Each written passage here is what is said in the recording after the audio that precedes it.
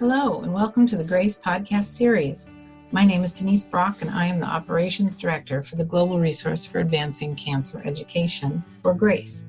In this podcast series, we interview patients, advocates, and healthcare professionals to provide the most updated information for our community and to highlight important issues facing those dealing with a cancer diagnosis.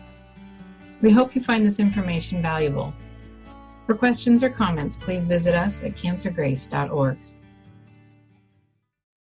So you'll notice I have not mentioned immunotherapy at all thus far. So what about immunotherapy in patients with driver mutations who potentially can be cured with surgery? Importantly, in patients with driver mutations with stage 4 disease, immunotherapy by itself is largely ineffective. We actually have 2 large phase 3 trials of EGFR mutated lung cancer that showed that adding immunotherapy to chemotherapy had no demonstrated clinical benefit compared to chemotherapy alone. Now, you might ask, well, what's the harm of at least trying immunotherapy, seeing it benefits a lot of people?